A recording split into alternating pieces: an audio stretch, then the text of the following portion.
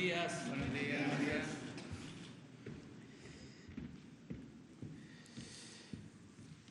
El día de hoy vamos a informarles sobre el trabajo que se está realizando para recuperar los cuerpos de los mineros de pasta de concho, porque hoy se cumplen 14 años de esa tragedia y Luisa María les va a informar, Luisa María Alcalde, secretaria del Trabajo, sobre lo que estamos haciendo. Siéntate. No.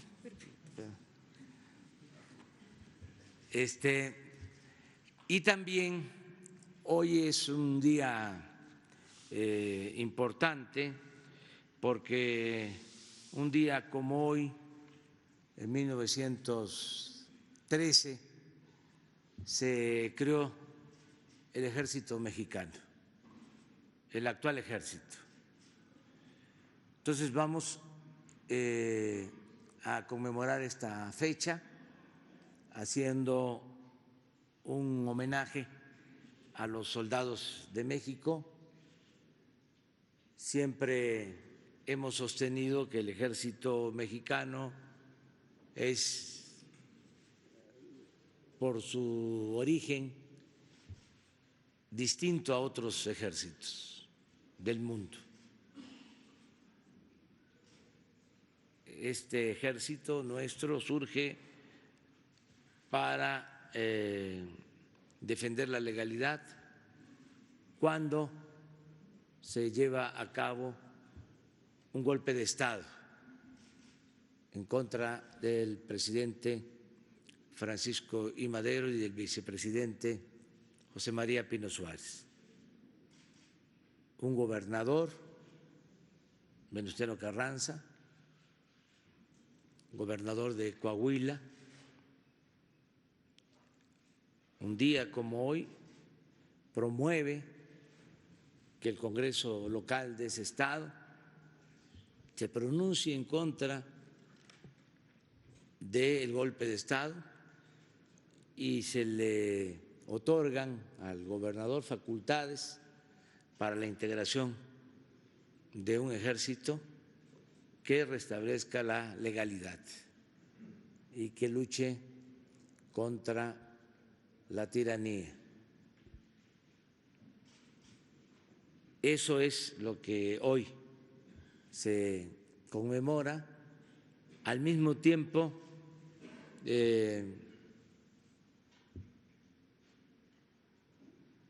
desde un día antes se había detenido mediante engaño a Gustavo Amadero y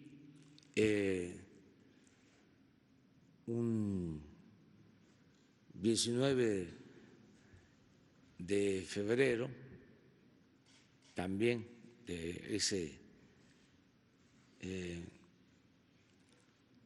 año oscuro de 1913 se le había torturado y asesinado en la Ciudadela. El mismo día detienen al presidente Madero, asesinan brutalmente a su hermano y el mismo día surge el ejército mexicano, el ejército revolucionario. Esto explica por qué es distinto nuestro ejército, entre otras cosas. Vamos a estar en el Zócalo para conmemorar esta fecha y vamos a estar también en la Ciudadela. Nunca se había hecho un homenaje a Gustavo Amadero. Lo vamos a hacer porque fue muy importante, independientemente de ser hermano del presidente,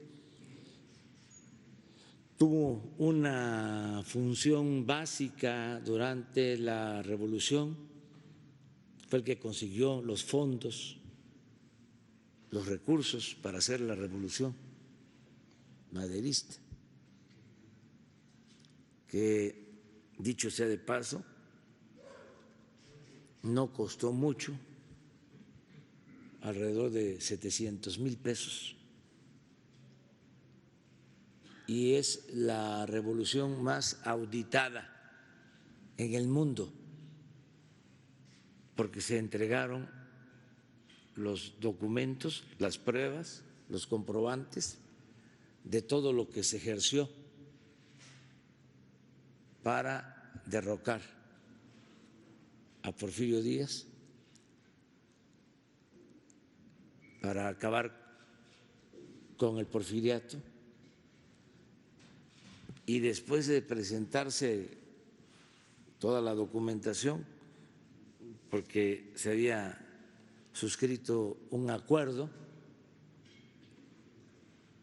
de que se iba a devolver el dinero a los aportantes, el Congreso autorizó al Ejecutivo, al triunfo de la Revolución Maderista, de que se devolviera el dinero y se entregó a cada uno de los que habían contribuido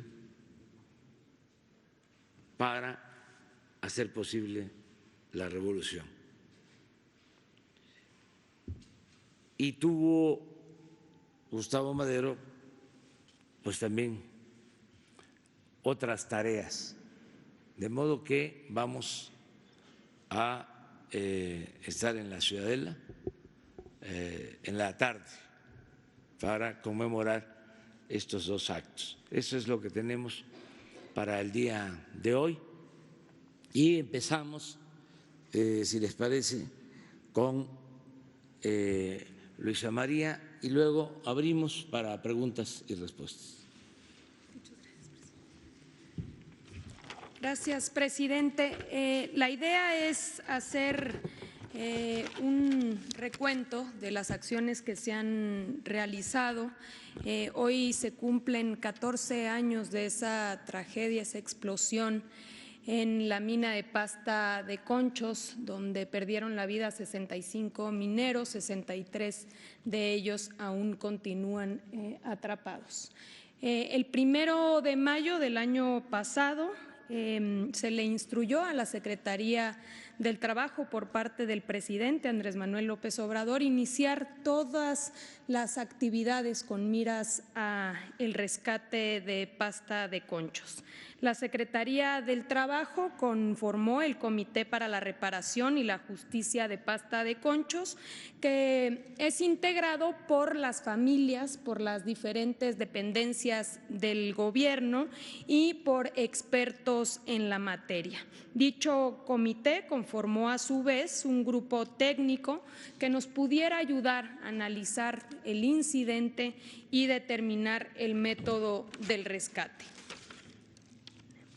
La Secretaría del Trabajo recopiló un expediente único de más de 1,000 hojas conformado por toda la documentación disponible sobre el accidente de pasta de Conchos, que se encontraba en manos de la empresa, en la Secretaría de Economía, en la Subsecretaría de Minas y en diferentes áreas de la propia Secretaría del Trabajo y Previsión Social. Y este expediente único fue traducido al inglés por la siguiente razón.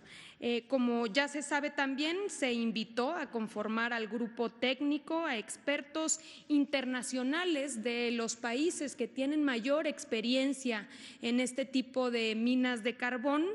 Se invitó a Alemania, Australia, China y Estados Unidos para que designaran a los mejores expertos de sus países en este tipo de minas. Es así que el grupo técnico se conformó por un total de 21 expertos, 7 mexicanos y 14 extranjeros. El grupo de expertos nacionales y extranjeros analizó el expediente único, realizó una visita técnica en agosto de 2019 a Sabinas y a la región carbonífera de Coahuila para recabar toda la información útil para poder emitir su opinión. Además, se reunió con las familias de los mineros. El grupo de expertos nacionales e internacionales emitieron las siguientes consideraciones. Número 1, que se considera por unanimidad como teórica y técnicamente viable la intención del Gobierno de México de iniciar el proceso de rescate. Número 2, el desarrollo de nuevos inclinados de acceso sería probablemente el método más adecuado. Y número 3, que era imprescindible que el Gobierno de México realizara todas las pruebas preliminares sobre el terreno para poder conocer con precisión el estatus actual. Derivado de estas consideraciones de los grupos de expertos, adelante, es que la Secretaría del Trabajo firmó el 28 de octubre un convenio con el Servicio Geológico Mexicano para iniciar justamente con todos estos estudios preliminares para determinar la situación actual del subsuelo de la mina accidentada. Estudios de geología, de geofísica y de hidrogeología que aquí se describen. Adelante. Con fecha 18 de noviembre dieron inicio los trabajos justamente de todos estos estudios de gas, de agua, del subsuelo, que durarían 20 semanas. Adelante. ¿Cuáles son las conclusiones preliminares que se tienen por parte del Servicio Geológico? Número 1, que los niveles de agua que se habían, digamos, en un principio establecido no son tan altos, hay poca agua, incluso tan poca que podría ser extraída en un solo día, que los niveles de gas son niveles de gas promedio en una mina de carbón, no es tampoco estos niveles tan altos como en algún momento se había determinado, que la entrada, que es esta parte amarilla, donde dice túnel del primer intento de rescate, que ese fue el primer intento de rescate, está totalmente colapsado, por lo que se confirma la teoría de que no se podría entrar por donde ya se había una vez intentado y que habría, en su caso, que tener o que realizar un inclinado diferente en donde se muestra el círculo azul con una cruz. Ahí es digamos, la idea de tener un lugar para poder construir un inclinado nuevo y a partir de ahí comenzar el rescate. Siguiente.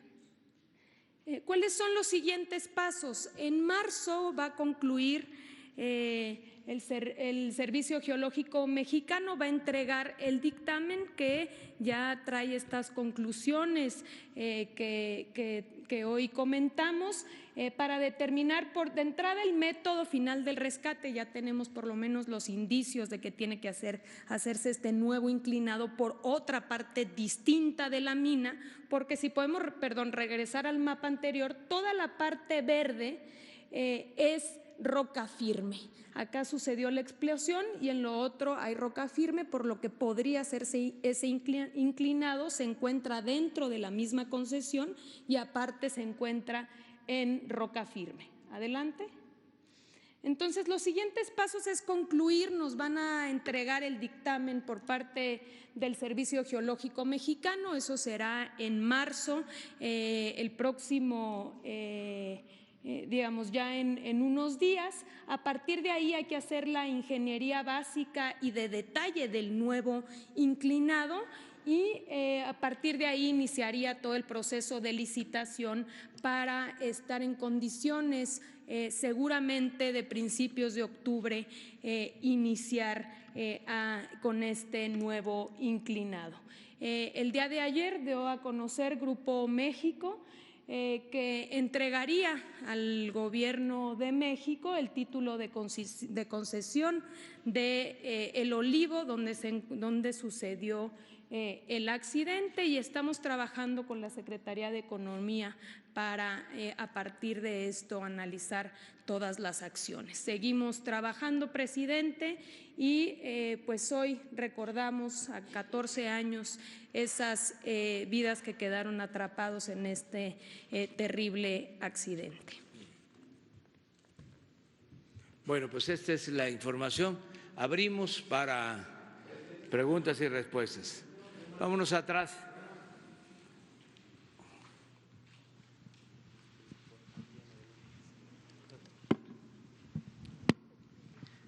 Sí, buenos días, presidente. Diana Benítez, del diario 24 Horas. Yo le quisiera preguntar, ayer ya no hubo oportunidad en el Pulso de la Salud de ver este tema de los medicamentos. Los padres de los niños con cáncer siguen insistiendo que no les llegan los medicamentos. Ayer se rompió ya la mesa de diálogo con la Secretaría de Gobernación y al parecer van a continuar con la Secretaría de Salud. Preguntarle, ¿cuándo va a terminar ya esta situación que se ha sostenido en estos últimos meses? Gracias. Ya estamos avanzando. Hoy de nuevo se reunió el Gabinete de Salud con el Gabinete de Seguridad. Acabamos de terminar esta reunión para evaluar cómo vamos. Ya se informó que se están comprando todos los medicamentos, tanto en México como en el extranjero, que no van a faltar los medicamentos, que había una situación pues muy anormal en el abasto de estos medicamentos, monopolios de empresas que eran las que abastecían a precios elevados, con ineficiencias y, desde luego, con corrupción. Entonces, ya se está atendiendo este asunto, que es importantísimo, y nosotros nos hemos dado de plazo para mejorar sustancialmente todo el servicio de salud pública el día 1 de diciembre, pero vamos a ir mejorando todo lo que es el abasto, haciendo todo lo que tengamos que hacer para que no falten los medicamentos, menos a los niños con cáncer, cumpliendo con nuestra responsabilidad. Desde luego, también que la gente sepa que hay una oposición política al cambio, hay una resistencia, hay una reacción, están participando dirigentes de partidos políticos alentando estos movimientos que, independientemente de quien los esté promoviendo, nosotros tenemos la obligación de que no falten los medicamentos. Presidente, pero este argumento ya lo hemos escuchado en ocasiones anteriores. Sin embargo, esta compra que menciona, ¿para cuántos días va a alcanzar? Porque parece que se les entrega el medicamento y se vuelve a la misma situación, y de nuevo las protestas y de nuevo las mesas con las secretarías. ¿Cuándo será ya este abasto general, no intermitente? Pues ya tenemos abasto ahora y no va a faltar. Desde luego,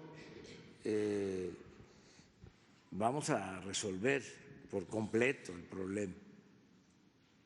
Ayer se le preguntaba al general sobre la falta de un medicamento en el hospital militar. Hoy van a informar de que es un asunto de un tipo de medicamento que no lo tienen en un hospital, ellos lo están investigando, pero que hay suficiente en otro. Y ya hoy mismo se ha dado la instrucción para que no falte el medicamento. Y va a informar hoy la Secretaría de Defensa sobre este caso. Una segunda pregunta, presidente, si nos pudiera platicar un poco de esta cena que tuvo ayer con varias empresas, por favor. Bueno, sí, es una reunión como las que tengo con empresarios. En este caso es una asociación de empresarios que tiene su sede en Nueva York, es la Sociedad de las Américas. Ellos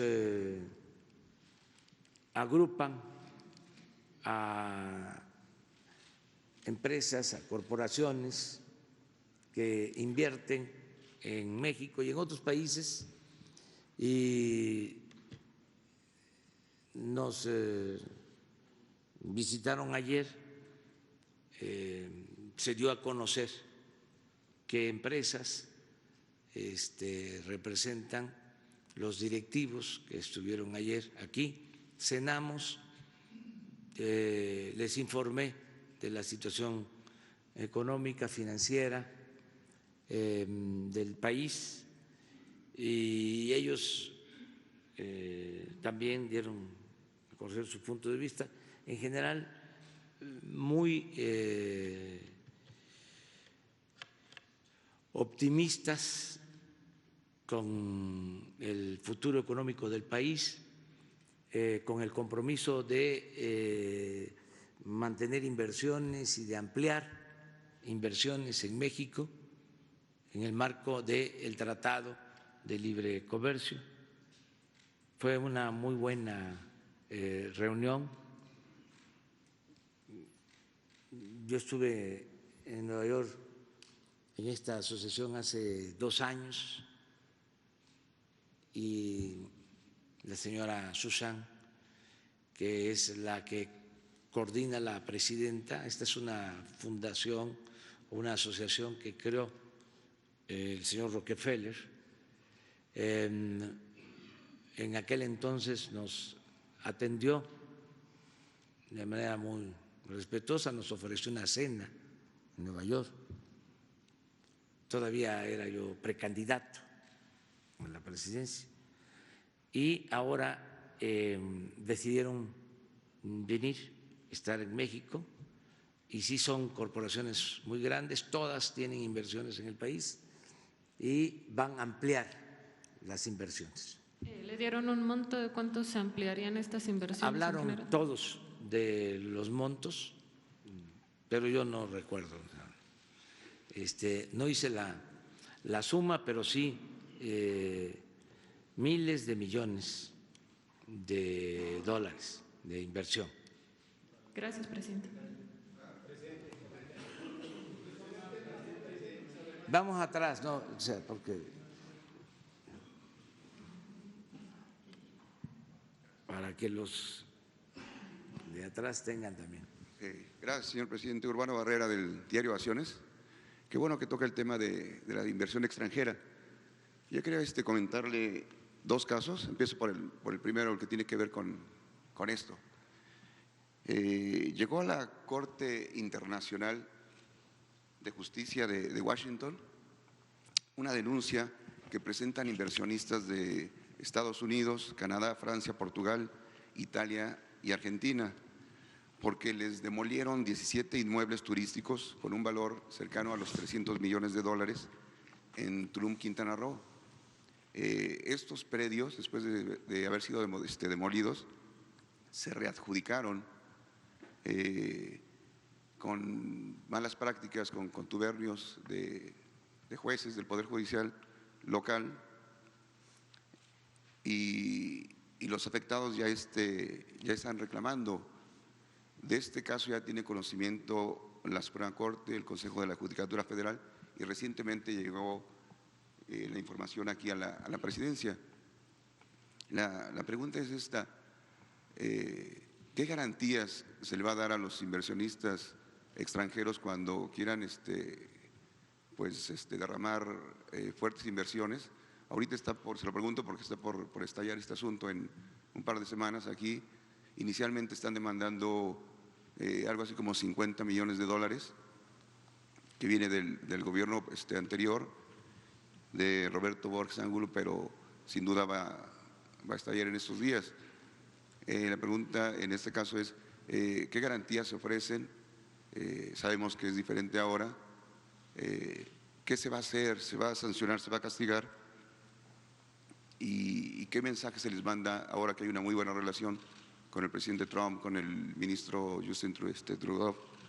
¿Qué se hace en estos casos y cómo se va a revisar? Esa es una pregunta, y si me permite ahorita le plantearía otra. Precisamente la reunión de ayer se llevó a cabo en un ambiente de confianza hacia el Gobierno de México. Saben muy bien, porque tienen información, que hay finanzas públicas sanas en el país y que se tiene un auténtico Estado de Derecho, que no hay, como antes, empresas predilectas y que no se cometen abusos, que se respeta el marco legal. Antes se insistía mucho por parte de los empresarios, había desconfianza y siempre el tema era el Estado de Derecho. Ahora ya no hay esa preocupación. Ya saben de que son reglas claras, ya saben de que están garantizadas sus inversiones, ya saben que no hay corrupción.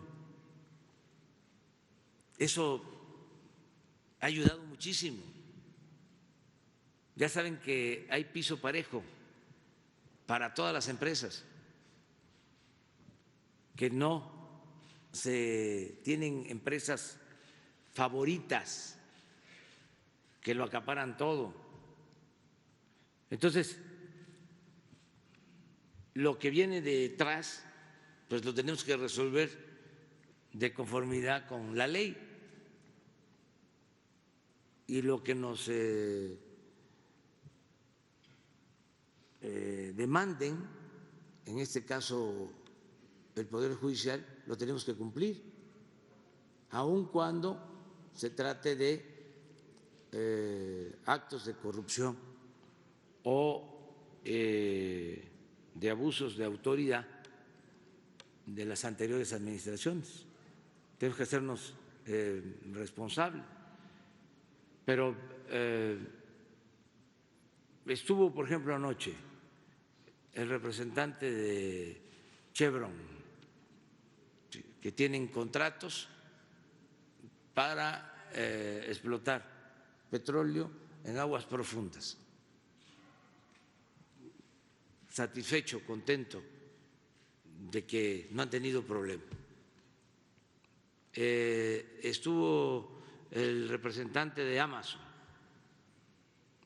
que están invirtiendo en México y que están contentos. Algunos de ellos dijeron que,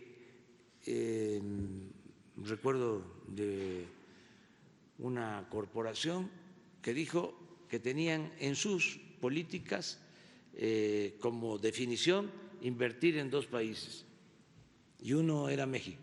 Y el secretario de Hacienda les preguntó, para no quedarse con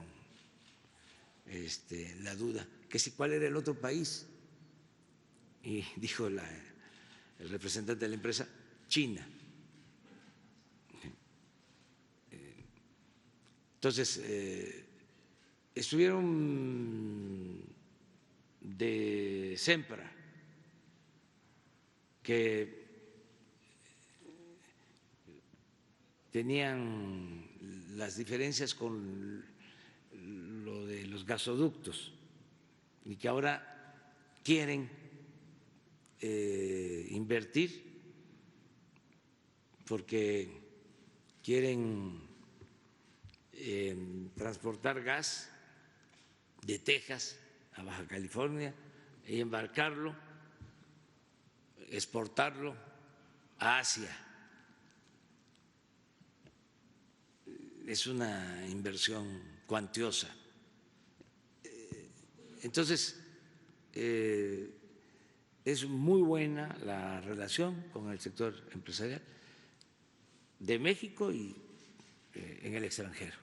Muy bien. La segunda, señor presidente, que tiene que ver también con corrupción, un caso más amable. Resaltar la importancia de la conferencia mañanera, ¿no? de esta comunicación horizontal.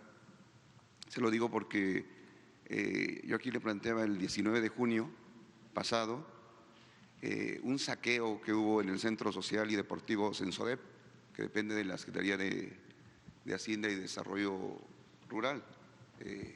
No sé si recuerda que de este deportivo se habían robado bombas de calor, tanques de diésel, se desviaron recursos y hubo varios faltantes. Usted se comprometió aquí a que se iba a hacer una investigación. Nosotros dimos seguimiento al caso, vimos que se atendió el problema, o sea, se atendió y ahorita ya concluye la investigación. Se confirma que efectivamente se sustrajeron 2 bombas de calor con un valor superior a los 2 millones de pesos. Se confirma que los tanques los vendieron como fierro viejo. Se confirma que el personal se hacía autopréstamos, el director Pedro Hernández Solorio, autopréstamos por $500,000, $1 millón, todo esto. Se confirma que se pagaban salarios de negocios de empresas particulares en Querétaro, del dinero que salía de aquí del deportivo. Se habla más o menos de 20 aviadores. No se pagaron impuestos en 2 ejercicios y se dieron el lujo incluso de viajar con recursos del Sensodep, de la Secretaría de Agricultura, al Mundial de Fútbol de Rusia. Había hay mucha corrupción. Afortunadamente, después de que se planteó el asunto aquí, se dio atención y eso se solucionó. Vemos la importancia de la conferencia mañanera. Los usuarios del deportivo celebran que se haya hecho esto, felicitan al secretario Villalobos Arámbula, Víctor, y ahora lo que piden es que si esto conforma responsabilidades administrativas, civiles y penales, que si se va a actuar, que se va a dar vista a la unidad de inteligencia financiera y que cómo se va a desmontar todo este asunto de corrupción que se detonó aquí, que afortunadamente pues ya llega a un buen final. Muy bien, miren, terminando la conferencia va a estar Irma Heréndira Sandoval con ustedes para informar sobre 2 asuntos que tenemos pendientes. Uno, el de la Comisión Nacional del Deporte. ¿Se acuerdan que antier nos pidieron que se aclarara este caso? No sé si vino la compañera. Bueno, entonces va a haber información amplia sobre esto. Y también sobre lo de la distribución del fertilizante en Guerrero, que teníamos pendiente, es otro tema. Y así Irma va a estar constantemente informándoles del estado que guardan las investigaciones que va a implicar en su momento, de acuerdo a los procedimientos legales, pues sanciones administrativas o sanciones penales en el caso de que existan todos los elementos de prueba. Entonces, Irma Heréndira Sandoval les va a informar y se puede aprovechar para que se ahonde sobre lo que estás planteando. Muchas gracias. A ver. Buenos días, señor presidente. Buenos días, señora secretaria. Yo quisiera preguntarle a la secretaria del Trabajo, ¿qué está haciendo su secretaría para prevenir y dar cumplimiento a la ley mexicana y a los acuerdos del Tratado del TEC-MEC en relación a los jornaleros agrícolas? Sabemos que este grupo es muy vulnerable. Hay mujeres y hombres que trabajan en condiciones muy desfavorables y no se está dando cumplimiento a la ley mexicana en primer lugar y a los acuerdos que se firmaron en el TEC-MEC de una dignidad laboral que se tenga. Sabemos que hay mujeres embarazadas que trabajan, la población de esta población casi todos son, en su mayoría son indígenas, que los traen de lugares de Oaxaca para trabajar en San Quintín, en Baja California. A las mujeres hay niñas trabajando, niños trabajando. Entonces no se respeta ni laboralmente y no se respeta a las mujeres. Muchas veces han tenido acosos estas mujeres. ¿Qué está haciendo? Y en ese caso, y también a las trabajadoras de las maquilas en la frontera, eso también es un grupo muy vulnerable. Ya sabemos todo lo que han sido víctimas las mujeres de las maquilas, las trabajadoras de la maquila. Esa sería mi primera pregunta. Claro que sí. Respondiendo a la pregunta, y no solo producto del TEMEC, sino de la propia Constitución y de la Ley Federal del Trabajo que protege a los trabajadores y a las trabajadoras mexicanas, hemos venido identificando problemáticas muy específicas, pero que se profundizan más en ciertos sectores. Tal es el caso de jornaleros, incluso de las mujeres que trabajan en la maquila. ¿Referente a qué tipo de situaciones? De entrada, la informalidad en lugares formales, o ya sea que no los registran en el Seguro Social o que los registran por debajo de lo que realmente están ganando. Y otra de los focos rojos que también hemos venido haciendo verificaciones, inspecciones en diferentes centros de trabajo es el cumplimiento específico del salario mínimo en la frontera, que recordaremos el año pasado se duplicó, y que en este tipo, sobre todo del sector de jornaleros agrícolas y de las maquilas, se está haciendo un trabajo constante para que se dé cumplimiento a estos derechos básicos establecidos en la ley. Entonces, ¿qué estamos haciendo? Estrategias de entrada de verificación, ¿no? Tenemos este brazo inspectivo que nos permite llegar a los centros de trabajo y verificar que en efecto se estén dando cumplimiento a los derechos básicos individuales y colectivos, pero también se está trabajando con otras dependencias. Aquí ya informábamos incluso en alguna ocasión de la coordinación estrecha que se tiene con el Instituto Mexicano del Seguro Social para identificar este tipo de irregularidades cuando justamente los empleadores se están registrando por debajo de lo que realmente ganan los trabajadores o simplemente que no los inscriben en el Seguro Social. Y estos son los sectores, digamos, más afectados. Hemos atendido a varios grupos de jornaleros y en específico son estas, digamos, los primeros, las primeras afectaciones que le estamos dando seguimiento.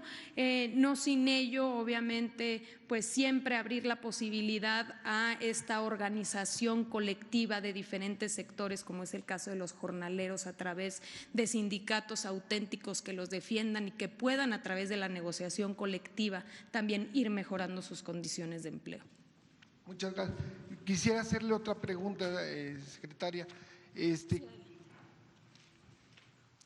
¿Qué está pasando en Notimex?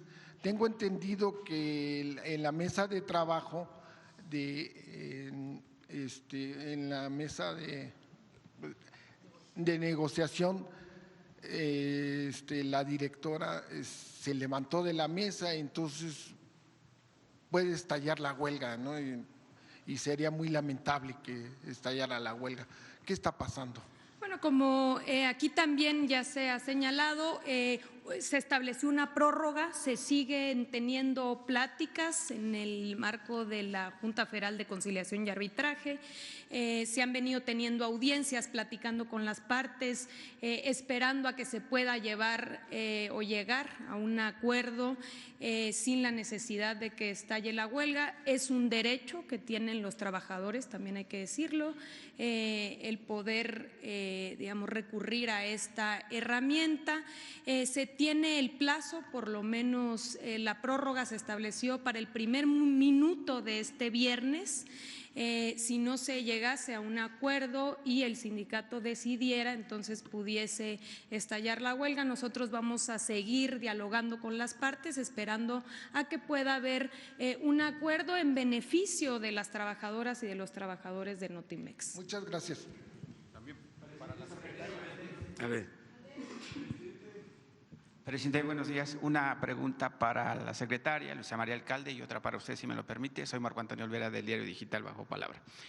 Secretaria, aquí hace unos 4 o 5 meses, no recuerdo exactamente, yo le pregunté sobre el tema qué pasaría o qué estaba pasando con las personas adultas mayores que trabajan pues 8 o 9 horas en los centros comerciales, donde Walmart y Grupo Aurrera y demás, pues los tienen sin ningún pago, y sin embargo trabajan y lo único que le dan es un mandil para poder empacar. Ahora ya desaparecieron las bolsas de plástico en la Ciudad de México, no sé si en los estados de la República también eso acontece.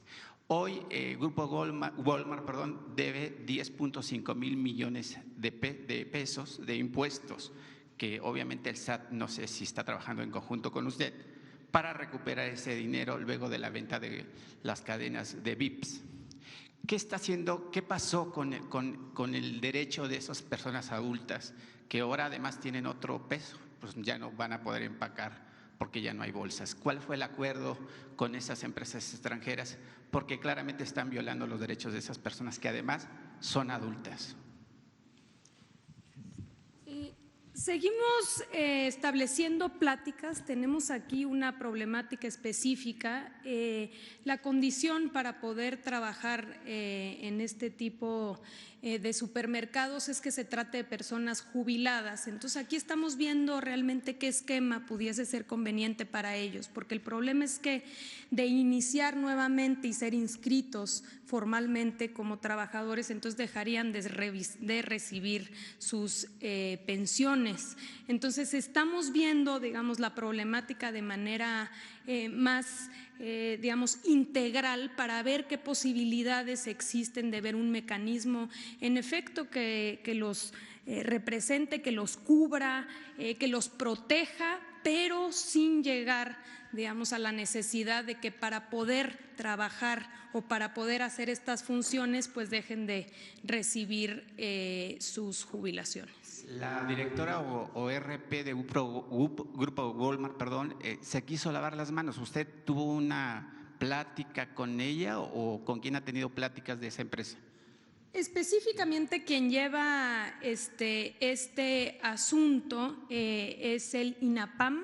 Ellos llevan este programa y con ellos hemos venido colaborando igualmente de manera informal con las tiendas departamentales, porque lo que primero queremos hacer es tener una propuesta sólida.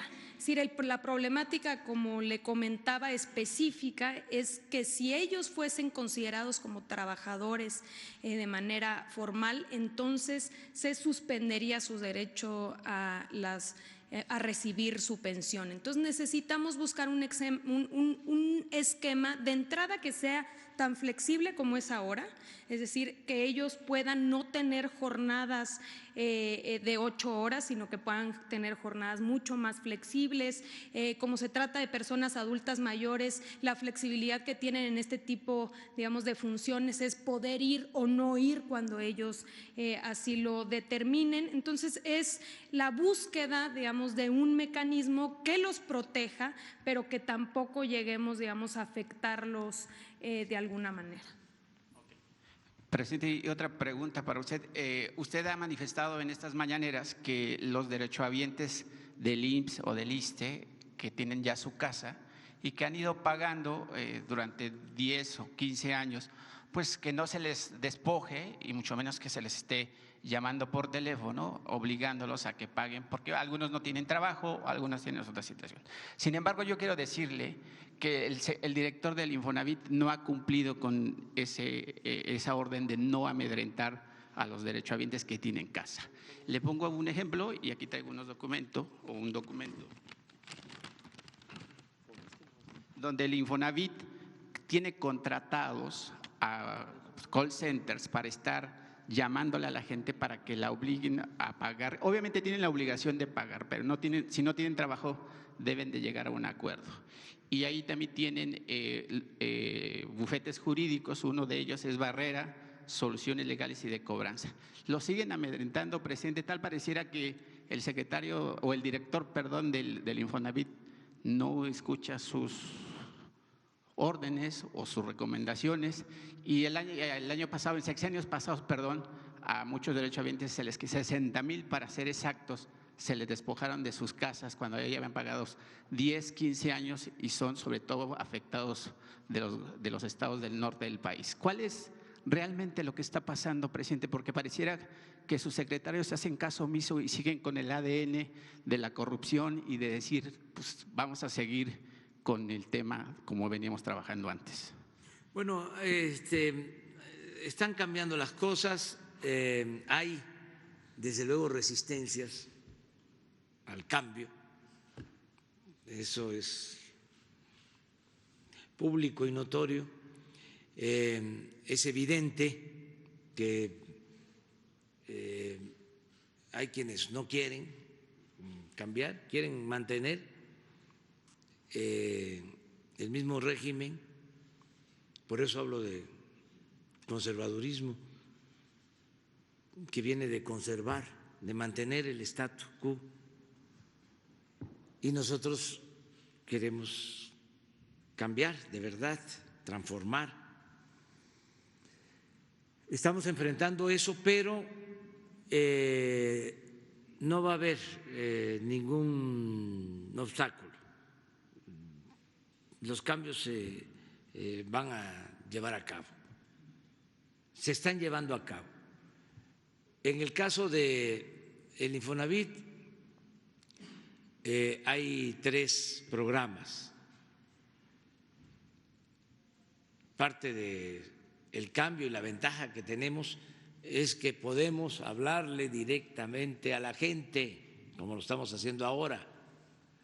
Entonces, por más obstáculos, trabas burocráticas la gente nos ayuda, desde luego, contando con la información que se le transmite, a que empujemos el elefante para que camine.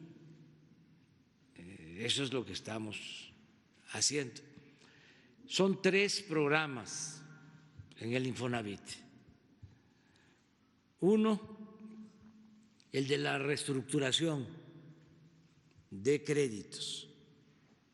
Si por alguna razón se dejó de pagar o se paga y no se termina de pagar, se puede reestructurar ese crédito. El trabajador tiene derecho a la reestructuración del crédito. Este es un programa y ya se han beneficiado miles de trabajadores con esta acción. No tengo aquí el dato, pero son miles los que han reestructurado sus créditos. Segundo, si, como sostienes, un trabajador ya pagó el 90% de su crédito, ya tiene derecho a una quita, en este caso del 10%, para tener su escritura. También ya se ha apoyado a miles de trabajadores. Y lo tercero es de que se canceló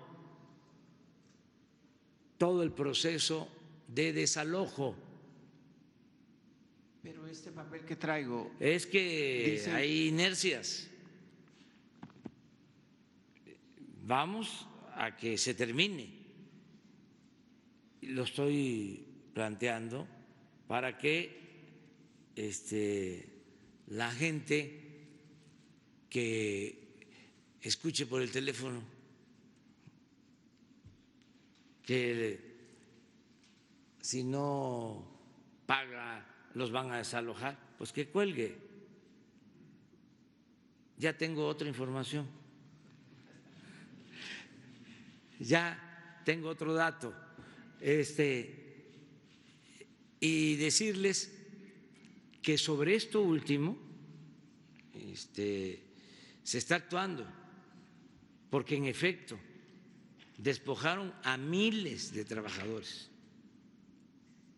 en el gobierno anterior, despachos de abogados, coyotes que manejaban la cartera del Infonavit. Incluso hay investigaciones abiertas, hay gente detenida por esos abusos. Entonces, decirle a la gente, vamos a limpiar. Y sí me hace caso el director del Infonavit y es buen servidor público. Lo que pasa que son estructuras muy grandes y muy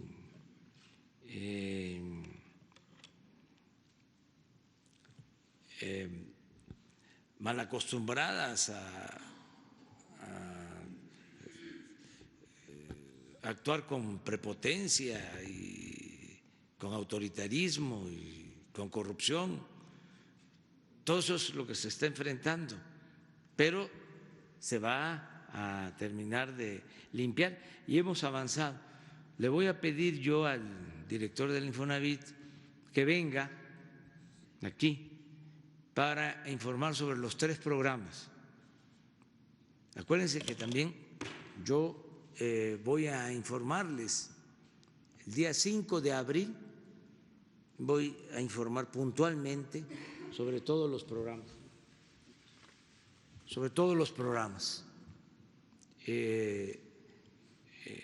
yo voy a estar informando cada 3 meses. Voy a informar el 5 de abril. Voy a informar el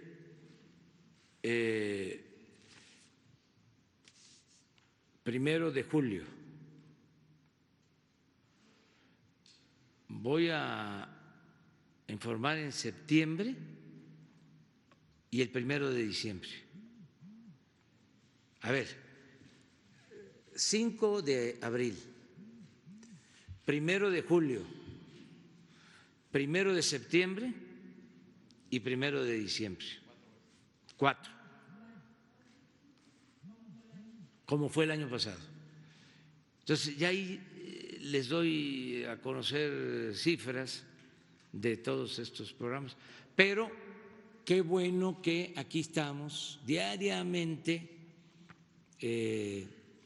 escuchando, ¿no?, los planteamientos de ustedes. Gracias, presidente. Aprovechando el tema de vivienda. Buenos días, presidente. Hans Salazar, ZMG Noticias, Zócalo Virtual y Grupo Político. Aprovechando el tema de vivienda que ahorita usted toca del Infonavit, el problema en el fondo de vivienda, pero del Foviste, hay una problemática que se mantiene. La situación no ha sido a la par, que ya hay beneficiados de estos 3 programas que usted ya ha puntualizado en este momento. Sigue el problema de las deudas que siguen creciendo, los despachos, toda esta dinámica que, bueno, ya no repetiría porque pues es un caso muy similar. Y en el Foviste el problema sigue creciendo, las denuncias y la problemática de los trabajadores al servicio del Estado siguen padeciendo este problema del anatocismo, el crecimiento de interés sobre interés. Quisiera yo preguntarle, presidente, al respecto, si se tiene programado algo. Ya lo había anunciado usted, pero sin embargo sigue la problemática. Y ahorita una segunda pregunta a la secretaria, si me permite. Sí, aplica lo mismo para Foviste. Las 3 acciones del Infonavit aplican para el Foviste y vamos a informar también. Le vamos a pedir al director del Foviste de que nos informe cómo va el programa y decirle también a la gente, en este caso son los servidores públicos, en el caso de el Foviste, sean de las empresas paraestatales o de las dependencias del gobierno, los trabajadores al servicio del Estado. Entonces, lo mismo, hay también resistencias, mucha corrupción, el ISSSTE y por añadidura el Foviste. Ya conocen ustedes la historia. Imagínense los que manejaron esta institución en el pasado. Eran cotos de poder, se les entregaban. Yo recuerdo que cuando hicieron el fraude del 2006, en premio a quien había ayudado en el fraude, le entregaron la Subsecretaría de Educación Básica y le entregaron el ISSSTE, etcétera, etcétera, etcétera. Ya ustedes hacen la investigación, porque digo, pero así era.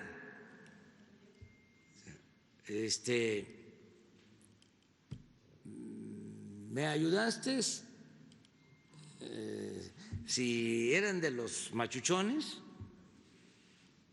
te doy Hacienda.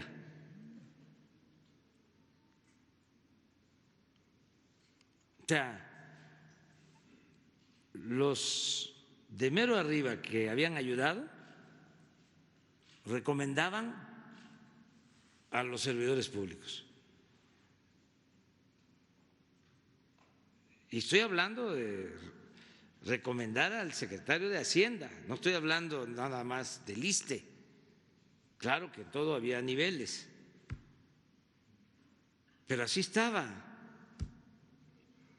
Nada más que recordar eso, pues, es un sacrilegio en estos tiempos. Se incomodan los conservadores que yo hable de este tema. Dice, ya deje de estar hablando del pasado, ya, ocúpese de su trabajo, olvídese de lo que pasó, como diría la canción de los Bam Bam, lo que pasó, pasó. Una segunda pregunta, si me permite.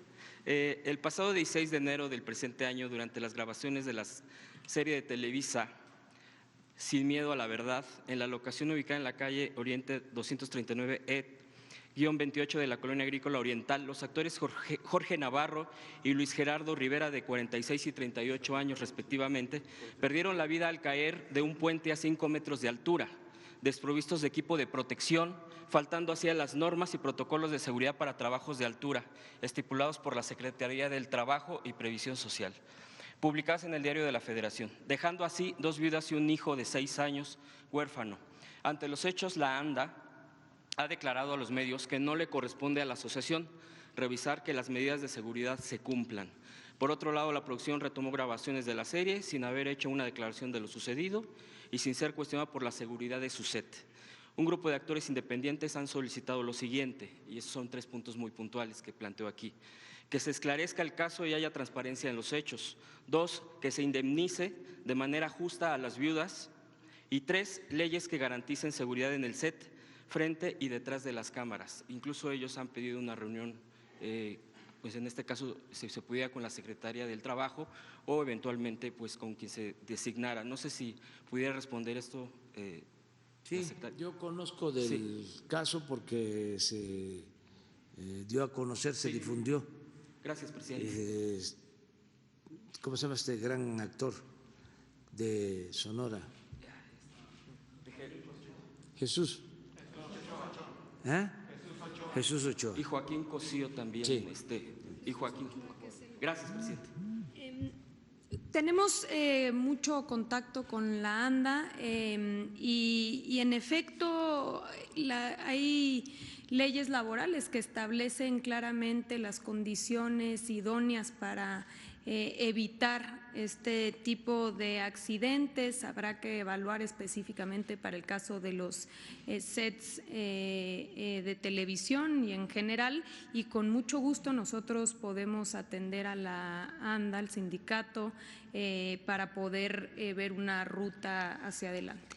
Estos actores, disculpe secretaria, pues son independientes y no les han hecho caso ni en la ANDA. No sé si concretamente estos actores no les han hecho caso incluso en la ANDA. No sé si los pudiera particularmente a los actores independientes recibirlos. Por supuesto que sí, las puertas de la Secretaría del Trabajo están abiertas para poderlos recibir y en su caso para poderlos acompañar. Recordemos que acá en la Secretaría del Trabajo tenemos la Procuraduría de Defensa del Trabajo, que también es una herramienta al servicio de los trabajadores para este tipo de casos, en este caso de indemnizaciones, si fuese el caso.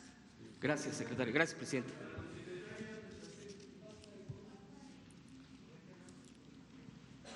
Gracias, presidente. 2 preguntas. Luis Méndez, de Notimex. La primera es respecto al tema de pasta de conchos. A mí me gustaría preguntarle a la secretaria si Grupo México pagará algún tipo de indemnización una vez que soltó esta concesión. Digo, entiendo que se pagó ya una indemnización a las familias por los mineros atrapados, pero ¿bastará solamente con regresar la concesión? ¿Habrá algún tipo de castigo? ¿Qué pasará judicialmente con esta empresa que, bueno, ahora suelta la concesión, pero durante mucho tiempo se negó al rescate de estos cuerpos? Si me pudiera contestar, por favor, secretaria, y luego le hago una segunda pregunta, presidente. Nosotros en la dependencia estamos específicamente dedicados a hacer todos los esfuerzos necesarios para el rescate. No llevamos ningún procedimiento, digamos, ni administrativo ni penal.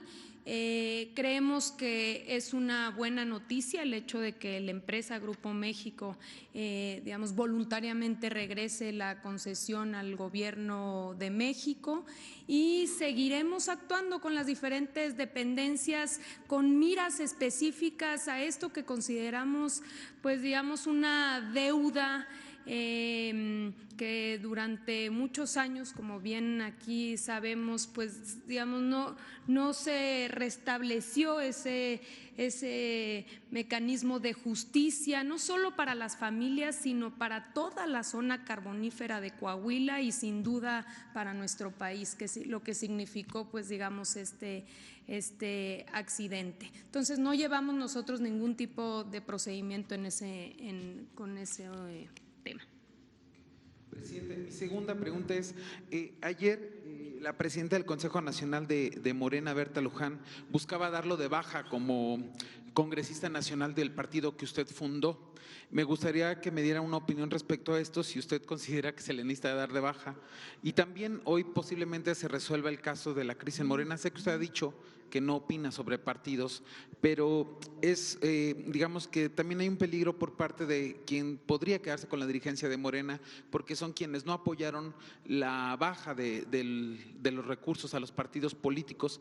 Si esto pues es una de sus políticas de gobierno y si este grupo se queda con el partido de Morena, no se corre el peligro de que no se impulse esto en la Cuarta Transformación. Por favor, presidente. Estoy en huelga. Nada más decir que es importante el que el Grupo México haya accedido a entregar la concesión de la mina. Esto no limita el derecho de los familiares de las víctimas a sus procesos de indemnización o a cualquier otra reivindicación laboral, social. Nosotros nos comprometimos a rescatar los cuerpos de los mineros y la secretaria me planteó que era necesario el tener el terreno, la concesión, y le solicitamos al presidente del Consejo de Grupo México que nos entregara la concesión, que ayudara, y nos respondió de manera afirmativa, es decir, aceptando. Me envió una carta con ese propósito. Esto, pues, lo tenemos que reconocer, porque si no se iba a iniciar un proceso jurídico, porque legalmente ellos tenían el derecho de la concesión. Entonces, se avanzó en este sentido, ¿no? Independientemente de lo otro, es lo que puedo comentarte. Sobre su baja, presidente.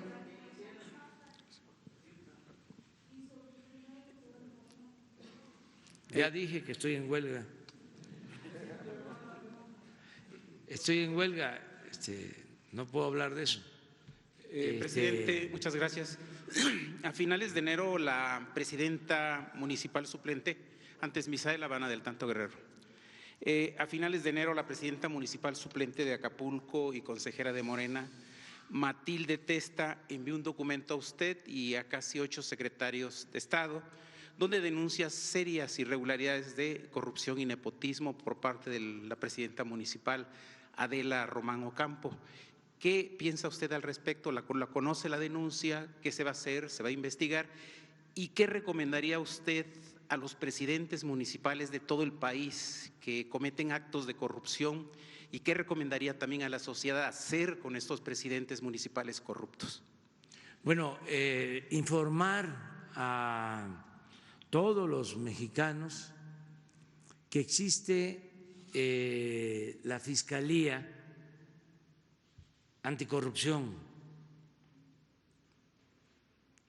Vamos un día a informar sobre cómo se deben de presentar las denuncias, cómo acudir a esta institución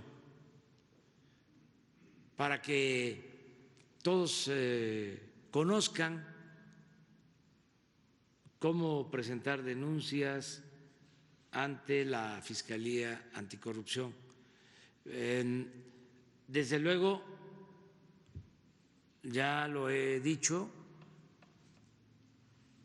no se tolera la corrupción, es mal visto el corrupto.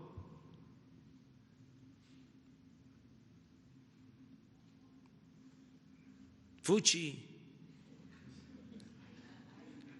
Pero sí conoce la denuncia, presidente, del documento que le llegó, son como 9 hojas. No lo vi. También que quede claro que nosotros nos ocupamos del gobierno federal. Los gobiernos locales tienen que regirse por los poderes legislativo, en el caso del Poder Judicial, son los jueces de los tribunales superiores de justicia los que deben de actuar. Incluso hay en cada gobierno estatal lo mismo, oficinas de fiscalización que deben de ocuparse de estos casos. Y existe, repito, la Fiscalía Anticorrupción, que no se permita a nadie la corrupción. Y aunque se nos cuestione, es realmente inaceptable que los servidores públicos utilicen los cargos para enriquecerse, y no lo vamos a celebrar nunca. Es algo que ya no se va a festinar, pero corresponde a las instancias estatales, municipales.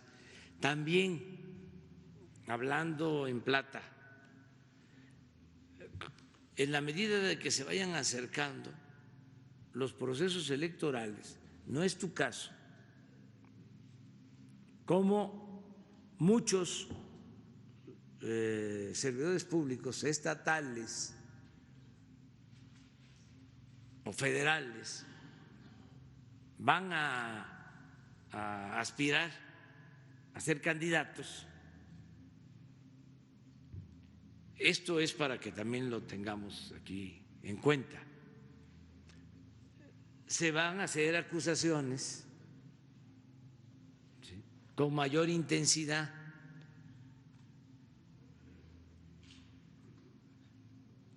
Sobre posibles adversarios. Entonces, que no nos manipulen, que no nos dejemos. Afortunadamente aquí es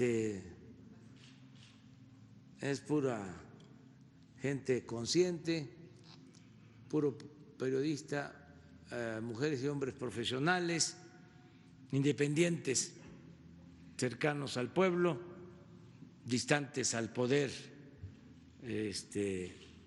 y a los grupos de intereses creados. Pero cuidar eso, porque si no, a ver, lo voy a balconear en la mañanera. No es el caso, ¿eh? Sí, en este caso ella es consejera de Morena y es presidenta suplente por Morena. Por eso, no meternos en eso, o sea, entre menos nos metamos en la politiquería, coloquialmente llamada grilla, mejor, porque la mañanera tiene su nivel.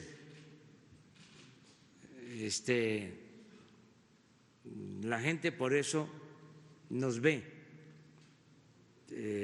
Si no actuamos con profesionalismo, con objetividad, se desacredita este espacio que es muy importante para informar, para que haya mensajes de ida y vuelta.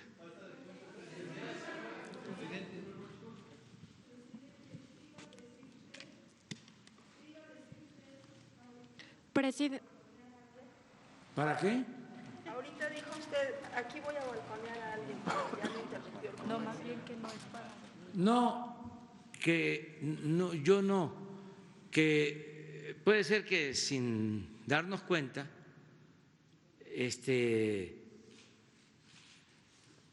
nos quieran manipular y nos lancemos en contra de alguien, ¿sí?, que pueda ser en el futuro un rival o un adversario de otro candidato en potencia.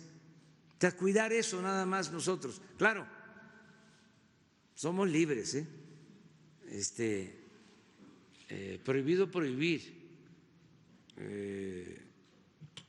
La línea es que no hay línea y que la prensa se regula con la prensa, no hay censura.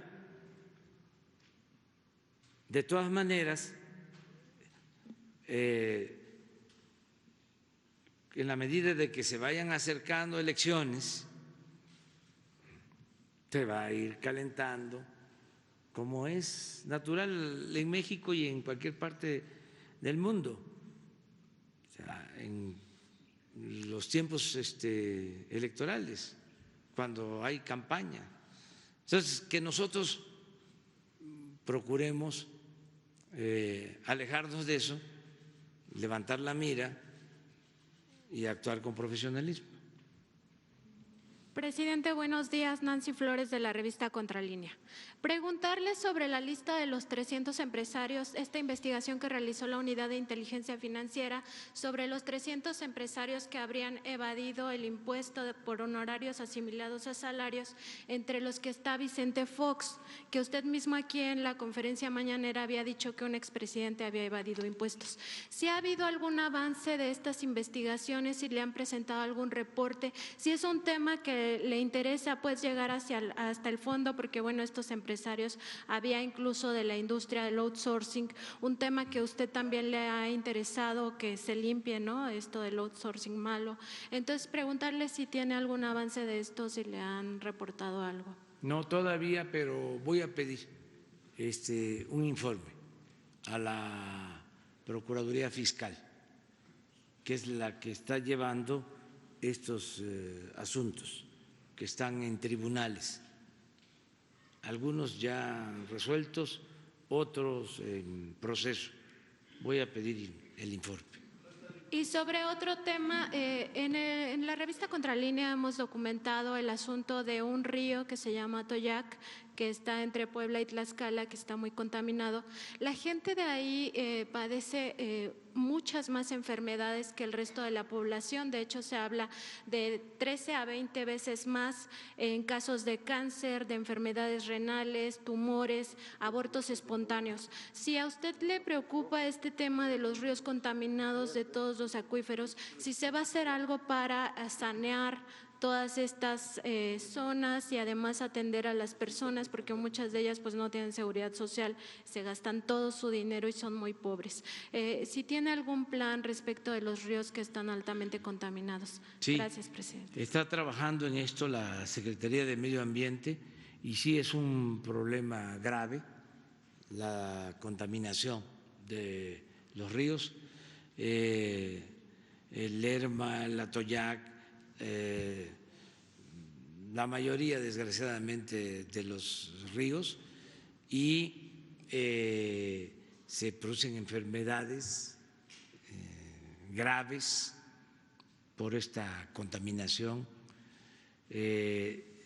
La Secretaría de Medio Ambiente nos va a presentar todo un diagnóstico y un plan que se está elaborando con este propósito de limpiar los ríos, que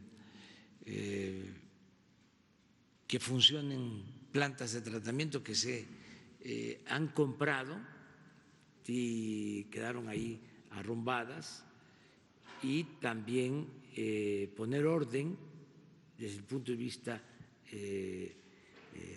legal, que se castigue a quienes tiren desechos, aguas negras, incluso metales contaminantes a los ríos.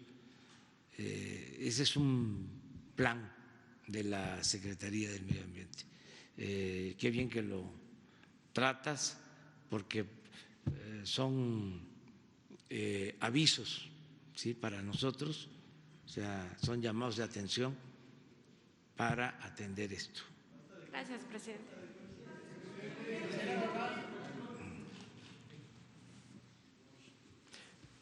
Buenos días. Jesús, lo de la contaminación del río, lo de Víctor Manuel Toledo. Buenos días, presidente. Buenos días a todos. Antonio López de La Razón. Tengo un par de preguntas. La primera para la Secretaria del Trabajo, que nos platique, por favor, ya se comenzaron los trabajos preliminares para el rescate de estos cuerpos en Pasta de Conchos. Saber cuánto dinero se ha ejercido en todos estos estudios geológicos y cuánto es el dinero cuál es el recurso total que se prevé utilizar. También saber si ya en octubre, conforme nos lo presentó, se estará rescatando ya los cuerpos, y pues qué mensaje le daría a los familiares de estos mineros a 14 años de lo sucedido. Gracias. Pues el mensaje y la instrucción presidencial es no descansar hasta que logremos el rescate. Se hizo un convenio, como aquí lo presentamos, con el Servicio Geológico Mexicano, que podemos poner a su disposición, si no mal recuerdo, de cerca de 6 millones de pesos para poder hacer estos estudios. Y finalmente tenemos que esperar hasta marzo, una vez que nos den el dictamen formal, después de todos los estudios que se hicieron, que si bien es cierto ya hay algunos indicios, como aquí mencionaba al inicio, de la presencia de niveles de agua, de gas, en fin, ya se ha venido avanzando en todos estos estudios. Habrá que esperar a marzo para determinar y, digamos, confirmar que se trata de un nuevo inclinado, donde aquí señalaba en el mapa, ya teniendo eso confirmado, entonces pudiesen hacerse estimaciones en el futuro, que cuando se tengan se van a informar. Los gobiernos, si quieres decir cómo nos han respondido, también agradecerle a los alemanes. Sí, y también, por supuesto, aprovechar la tribuna para agradecer al gobierno de Alemania, de Australia, de Estados Unidos y de China, que pusieron a su disposición a las mejores gentes, a los mejores expertos en minas de carbón, trabajando específicamente en este asunto. Como aquí se señaló, se les dio a cada uno de ellos el expediente único que consistía en toda la documentación, más de 1000 hojas, para que pudiesen conocer toda la documentación disponible respecto al accidente. También viajaron a la zona carbonífera, hicieron sus estudios, sus dictámenes y finalmente pudieron tomar la determinación que aquí también se informó hace un rato. Entonces agradecemos profundamente estos actos de solidaridad finalmente que se hicieron con el Gobierno de México con miras a poder rescatar y tener este acto de justicia.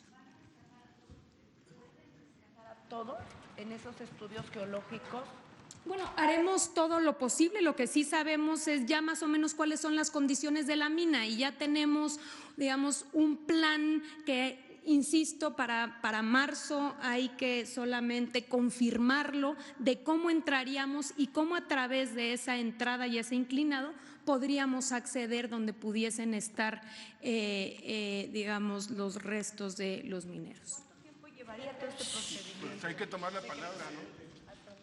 Que nos la dé el presidente. Todavía sería precipitado decirlo, tiene que confirmarse que se trata digamos, que en efecto vamos a hacer ese inclinado. No va a ser sencillo, no es un tema de par de años, quizá estaremos hablando de unos 3 años aproximadamente, a reserva de que pueda confirmarse una vez se tenga el dictamen del Servicio Geológico Mexicano. A partir de ahí, entonces, hay que hacer toda la ingeniería de cómo sería ese inclinado. Por eso estamos más o menos previendo que después de las licitaciones y de los trámites pudiésemos estar iniciando, digamos, a partir de 1 de octubre. Señor presidente. Muchas gracias. Ayer se aprueba el endurecimiento a las penas contra el feminicidio. De 40 a 45 años es la pena máxima. Se aprueba tras 10 meses de haber permanecido en la congeladora esta iniciativa. Se aprueba también de forma unánime, solamente una legisladora votó en contra. Saber qué opinión le merece. ¿Considera usted que es suficiente el endurecimiento de esta pena? Muchas gracias. Y también ayer usted se pronunció a favor de que se cree una fiscalía especializada para la atención de los delitos contra el feminicidio. No profundizó al respecto. Si nos puede, por favor, explicar pues cómo podría pues crearse esta fiscalía, si usted estaría pues o se podría impulsar desde el Ejecutivo como una iniciativa preferente. Muchas gracias. Sí, hacer todo lo que se necesite para enfrentar el problema lamentable, doloroso del feminicidio. Y se está haciendo. Yo celebro que se haya aprobado esta iniciativa y también no descartarlo de la Fiscalía y verlo tanto en el ámbito estatal como federal. En el caso de los sucesos lamentables recientes de asesinatos de una mujer, una niña que dolió mucho, conmocionó a la sociedad, toda la investigación está a cargo del gobierno de la ciudad y le tenemos mucha confianza a la jefa de gobierno, a Claudia Sheinbaum, y estamos seguros de que cada vez se va a conocer más sobre estos lamentables casos, repito, y yo insisto, porque ya ven, soy perseverante, yo insisto que hay que atender las causas, que sí, deben de haber leyes severas, castigos, cárcel, medidas coercitivas, pero lo mero principal es luchar por una sociedad mejor. Le planteaba, presidente, que la iniciativa se aprueba tras 10 meses de permanecer en la congeladora. ¿Será producto de la presión social que se haya aprobado? Desde luego, desde luego. Por eso es importante la participación de los ciudadanos. Si no hubiese tomado Villa y Zapata la Ciudad de México, no se hubiese promulgado la ley agraria del 6 de enero de 1915 para garantizar el derecho de los campesinos a la tierra. Si no hubiese habido revolución, no se hubiese contado con la Constitución del 17. O sea, los movimientos sociales son los que permiten que haya avances en el terreno de la justicia. Entonces, todo lo que se puede hacer por conseguir una sociedad mejor se tiene que llevar a cabo. O sea, yo celebro que estos asuntos se ventilen, se discutan, que haya debate, que se conozcan las causas, que se profundice, porque antes no se hablaba de esto. Ahora hay una sociedad muy participativa. ¿Impulsaría usted el tema de la Fiscalía como iniciativa preferente del Ejecutivo? Sí, en el caso de que eso sea lo que se requiera, se necesite. No quiero dejar de considerar lo que están haciendo en el gobierno de la ciudad. Están trabajando sobre este asunto y ayuda mucho el que sigamos insistiendo en que debe de haber justicia, en el sentido amplio de la palabra, y que se tiene que acabar con la corrupción y con la impunidad, y que tenemos que fortalecer valores culturales, morales, espirituales, y que debe de procurarse la unidad en las familias, evitar la desintegración de las familias. Y aunque no les guste,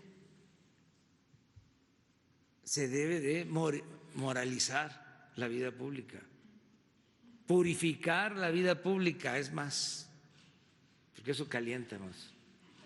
Estoy convencido de que no solo es una crisis por falta de bienes materiales, es una crisis por pérdida de valores. Y la familia es fundamental. La izquierda cometió el grave error de hacer a un lado a la familia y le dejó a la derecha, con toda su hipocresía, el tema de la familia. Nosotros consideramos que es fundamental mantener unida, integrada la familia, sobre todo la familia mexicana, que es fraterna, que es solidaria. Si no tuviésemos esos valores, si no fuese por la fraternidad familiar, esto sería un infierno. Lo que ha evitado una mayor descomposición social ha sido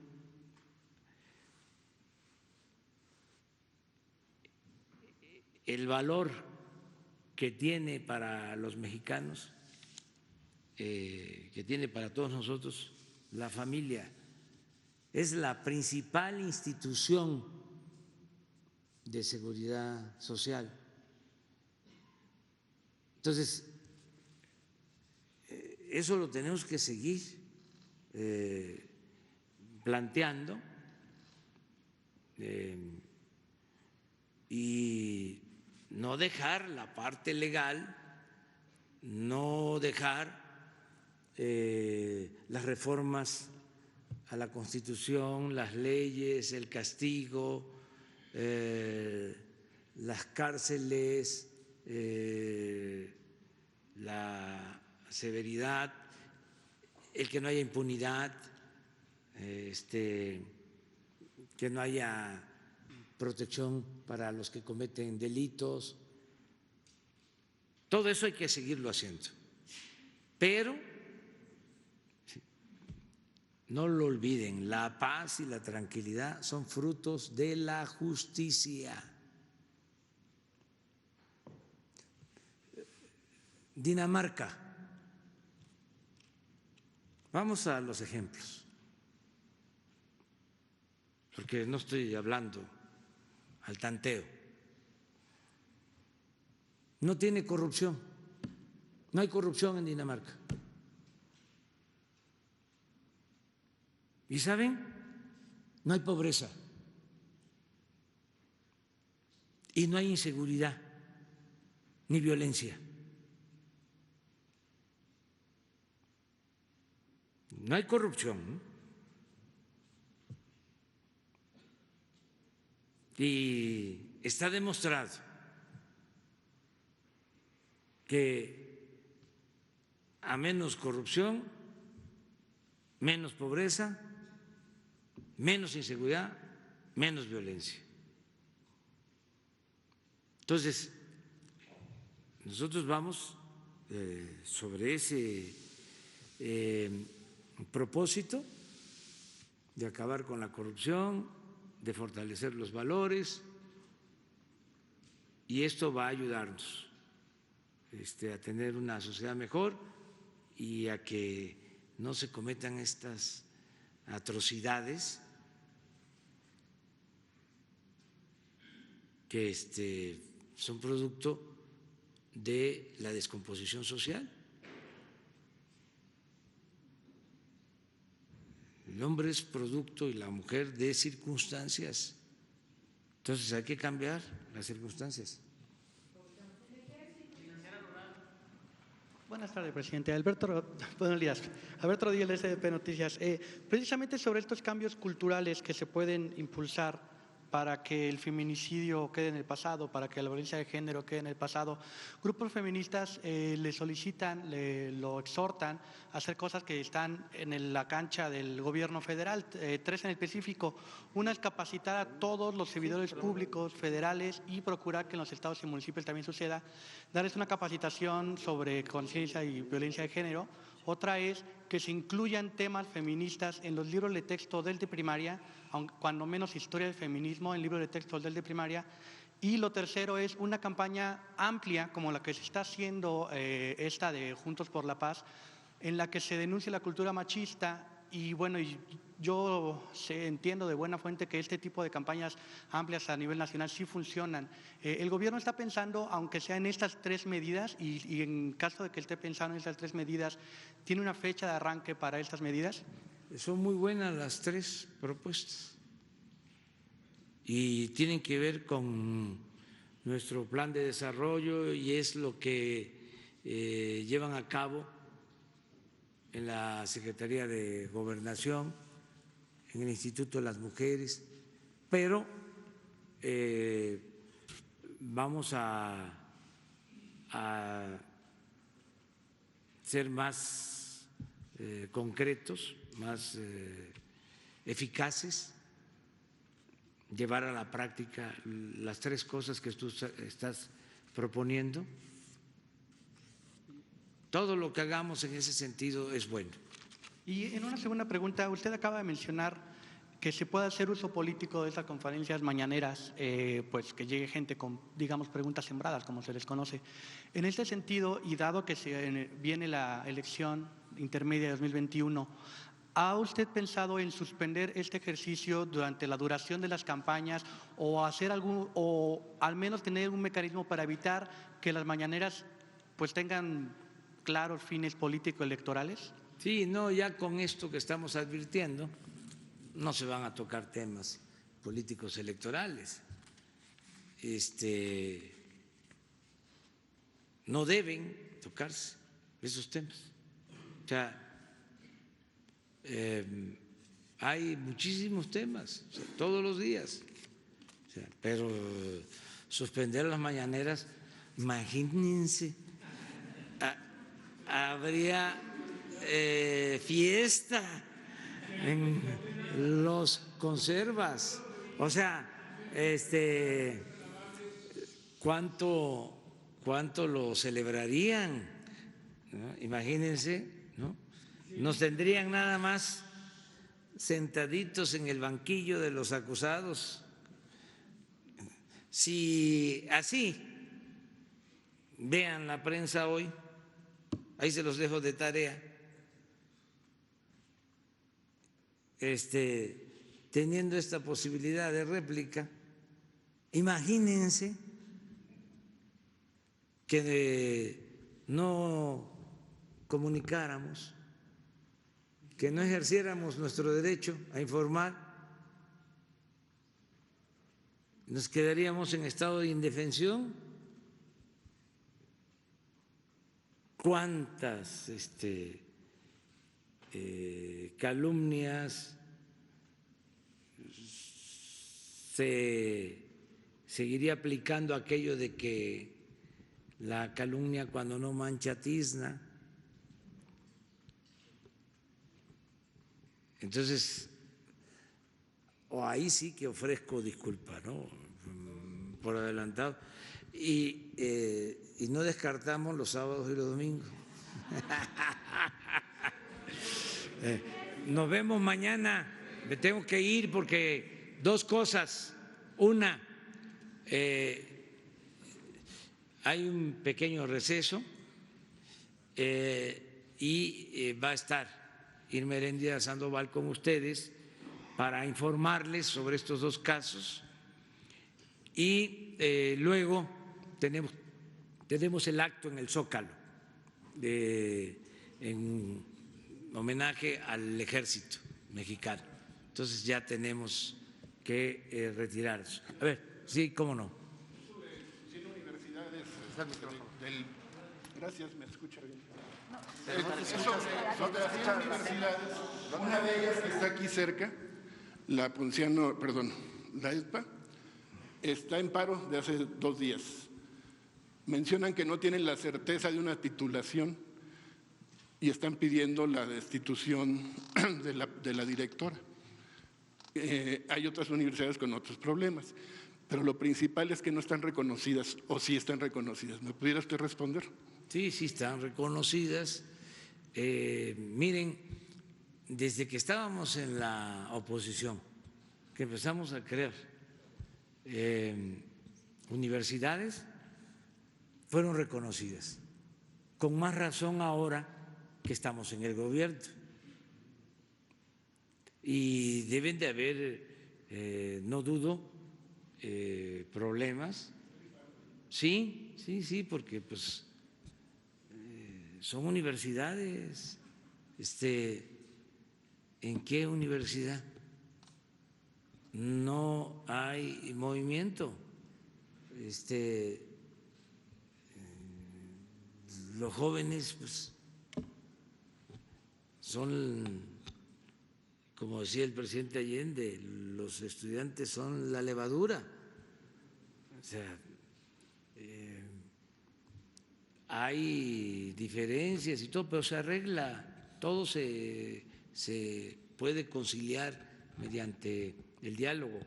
Y le vamos a pedir también que regrese, ya estuvo, pero que regrese la rectora, directora, coordinadora del programa de universidades públicas, Raquel Sosa, porque este organismo México en favor de la corrupción, ¿cómo se llama? ¿Cómo? Mexicanos contra la corrupción, mexicanos a favor de la corrupción. Hicieron una denuncia de las 100 universidades, porque ellos apostaron durante mucho tiempo a la privatización de la educación. Deberían de ser sinceros, no de como decía el finado Fidel Velázquez, ¿no? Soy charro y qué. O sea, estos deberían de actuar así, con sinceridad, no con la hipocresía. Es decir, no me gusta la educación pública, o sea, estoy en contra de la educación pública, estoy a favor de la educación privada. Deben de estudiar nada más los que tengan para pagar colegiatura y dejar de estar simulando. Entonces vamos a pedirle a Raquel que venga, porque para este organismo estas universidades son patito. Está como el periodista que dijo que las medicinas que estábamos comprando en el extranjero eran piratas. O sea, pero es por lo mismo. Entonces le vamos a pedir a Raquel que venga, que informe y que incluso se dé a conocer lo que está sucediendo en esta universidad. Ya estuvo ella con los estudiantes, pero incluso se pusieron a pedir su destitución, también la de ella, porque dicen que no hay claridad en el plan de estudios y se los cambian constantemente. También tienen problemas con las becas los muchachos y con los pagos los maestros. Ahora los están haciendo, tenían unas especialidades los maestros y ahora los están haciendo con un horario de 8 horas completo. Eso es lo que ellos exponen, además de que la primera generación ya salió hace un semestre y no se han podido titular, no hay un plan de titulación. No es que venga yo aquí a armar, ni que esté de acuerdo yo con Mexicanos contra la corrupción, pues eso es problema de ellos, ¿no? No. Yo lo único que le digo es lo que veo. No te estoy confundiendo, al contrario. Agradezco que estés haciendo el planteamiento porque nos permite informar. y es lo que vamos a hacer. Correcto. Que venga a Raquel Sosa e informe. Sería muy porque bueno. para nosotros es uno de los mejores programas. Pues claro. Fíjense lo que son las cosas. A mí me llena de satisfacción que los jóvenes no sean rechazados y que tengan la posibilidad de estudiar. O sea, a veces se dice, sí, ¿y para qué estudian? Si cuando terminan no tienen trabajo. Aún con ese supuesto, que desde luego puede rebatirse, porque estudiar es fortalecer el espíritu, fortalecer la conciencia, ¿sí? Encontrarle sentido a la vida. El estudio es fundamental, es básico para la existencia. Bueno, pero también hay otra cosa. Se defiende más en la vida el que estudia que el que no estudia. Entonces, el estudio nunca está de más, nunca. Aquí hemos hablado de que la escuela es el segundo hogar. Eso está probado. Si hay problemas, si hay dificultad en la familia, el segundo hogar es la escuela, ¿sí? Y ayuda a que los jóvenes se reencuentren con la convivencia que se da en las escuelas, con otros estudiantes, con la orientación de los maestros. La escuela es importantísima. Es mucho mejor la escuela que la calle, que dejar a los jóvenes sin tutela, sin posibilidad de una convivencia sana, sin ir a la escuela. Entonces, para nosotros es muy buen programa. De todas formas, le vamos a pedir a Raquel que nos explique. A mí me ayuda mucho todo esto, porque así puedo también evaluar. Así nadie está confiado de los que tienen responsabilidad de ejecutar programas. Nadie puede decir a mí que me importa, yo estoy… No, de repente aquí sale algo y a ver, ¿qué estás haciendo? Informa. Todos tenemos la obligación de informar. Entonces, que venga, Raquel. Sí. Muy bien, muchas gracias. Nos vemos.